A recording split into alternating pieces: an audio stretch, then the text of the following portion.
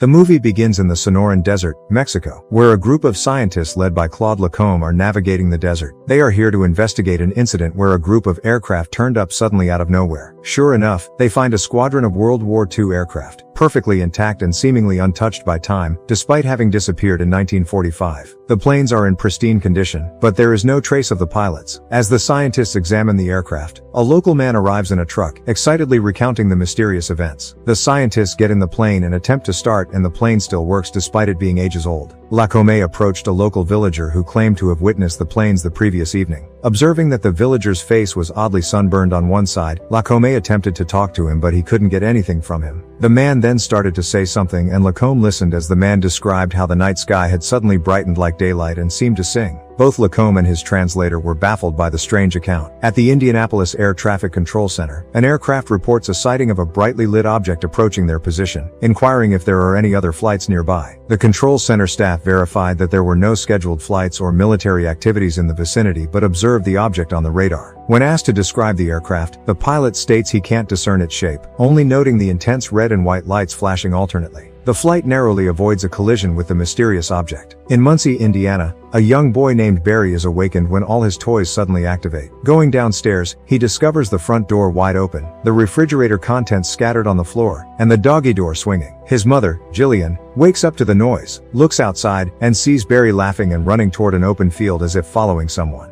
Despite her calls, Barry sees her but continues running. A man named Roy is helping his son with his studies. His wife, Ronnie, is frustrated with his lack of attention to their family. As he is helping his son, Roy receives a call from his boss, Earl, who tells him that power outages are occurring statewide and he is needed in the field. Roy leaves in his truck. Meanwhile, Jillian continues her search for Barry in the woods. Roy stops his truck at a railway crossing to consult his maps, and another car pulls up behind him. Suddenly, the car behind him is lifted into the air. Roy notices nearby mailboxes shaking violently. He lit a flashlight to see what was causing it, but the flashlight and everything in his truck abruptly turned off. An intensely bright light shines down on Roy's truck. He tries to look at the source, but the light is blinding. Everything in Roy's truck begins to fly around chaotically, while the nearby railway crossing signal also shakes. Then the light goes out, and everything calms down. Roy sees a UFO flying away. The flashlight and his truck turn back on. He hears on the radio that others have experienced similar events. One report mentions a UFO sighting on a particular highway, so Roy drives in that direction, noticing several police cars heading there as well. Barry reaches the highway and encounters a group of unsettling people grinning at him strangely. Luckily, Jillian arrives just in time to catch up to Barry. As Roy drives down the road, he narrowly avoids hitting Barry, who is saved by Jillian. Roy stops to apologize, but suddenly, 3 UFOs zoom up the highway, trailed by police cars. Roy quickly gets back in his truck to follow them. One police officer, distracted, veers off the highway while Roy and the others halt. Together, Roy and the police officers watch the UFOs disappear into the sky as the power is restored all around. Roy's face, where the UFO light had shone, and appears sunburned. Excitedly, Roy returns home,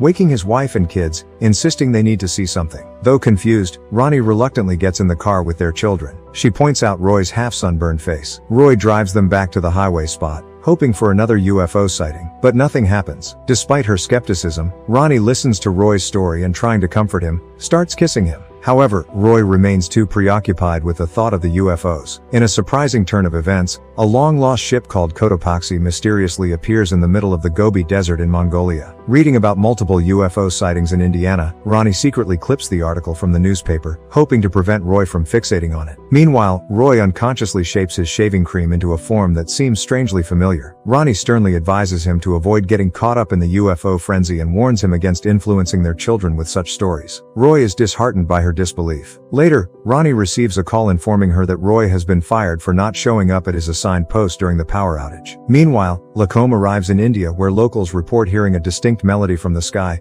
and they are now chanting the same tune while wearing similar clothes. Attempting to communicate with the locals, Lacombe shares this discovery with fellow experts at a conference, demonstrating hand signals corresponding to each note. He emphasizes the significance of the melody and their ongoing research. The following night, Roy returns to the highway, hoping for another encounter with the extraterrestrials. Jillian shows up too and they see Barry constructing a mountain out of clay. Roy recognizes it as the same shape he's been unconsciously creating in various forms. He shares this realization with Jillian, who also starts instinctively forming the same shape. Roy feels a deep conviction that this is of great importance. However, lights appear in the distance, which turn out to be military helicopters clearing the area instead of UFOs. In another part of the world, Lacombe and a team of scientists broadcast the melody they heard in India into the sky via radio signals. They receive a series of numbers in response, which they decipher to be the coordinates for Devil's Tower in Wyoming. In Indiana, Jillian obsessively draws pictures of a mysterious mountain. While taking out the trash, she spots a massive storm approaching, with UFO lights flickering within the storm. Panicking, she rushes inside, locking doors and windows. Barry sees a red light through the keyhole and tries to open the door, but Jillian quickly closes it. The lights attempt to enter through the chimney and Jillian blocks it off. Then a vent under the floor opens and she covers it with a rug. Suddenly, electrical devices in the house turn on by themselves, and the house shakes violently. In the chaos, Barry slips out through the doggy door. Jillian grabs his legs, but something from the other side pulls him away. As Barry is abducted,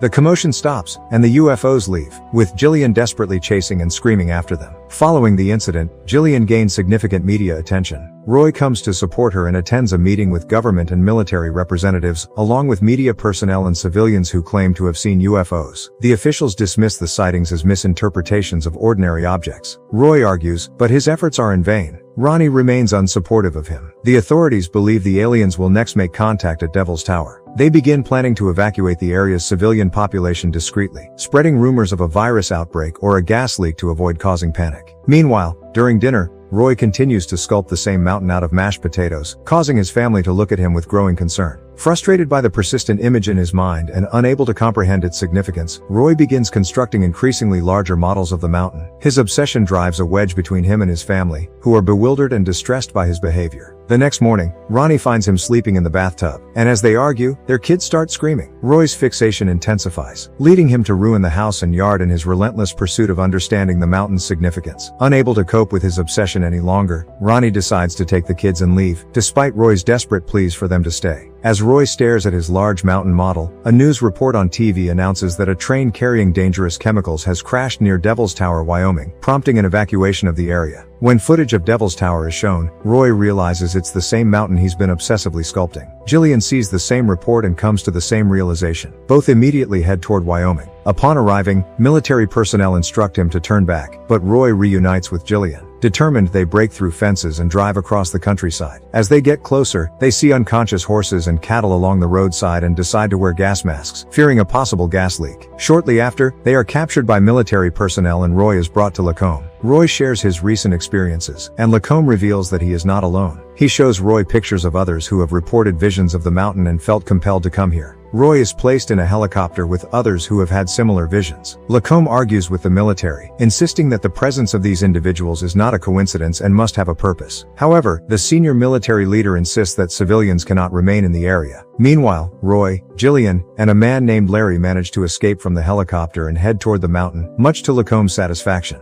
As the trio climbs, the military decides to deploy a sleep aerosol, the same one used to incapacitate the horses and cattle in the area. A military helicopter spots Larry, who is lagging, and sprays him with the aerosol while Roy and Jillian reach the top unharmed. At the summit, they discover a government base set up for the event. They hide and wait, watching as 3 UFOs arrive and hover in front of the base. Lacombe's team plays the tune they heard in India, and the UFOs respond by playing the same melody. After this successful exchange, the UFOs depart, and the scientists celebrate their achievements. However, a storm forms on the horizon, and from it, hundreds of other UFOs emerge. Roy feels an overwhelming urge to get a closer look and decides to head down to the base. He and Jillian share a kiss and part ways. An enormous mothership then appears from behind the mountain, settling in front of the base. The scientists once again play the tune, and the mothership mimics it before producing a series of new tones for the humans to replicate. From her hiding spot, Jillian watches as Roy joins the scientists. One of the scientists realizes that the aliens are attempting to teach the humans the fundamentals of their language. A door opens on the mothership, and from inside emerge the pilots of the fighter jets, the crew of the Cotopaxi, and all the people who have gone missing in UFO-related incidents. The scientists observe that these individuals have not aged since their disappearance, indicating that no time has passed for them. Among the returning people is Barry, and Jillian rushes to embrace him. The scientists gather, puzzled to discuss the situation.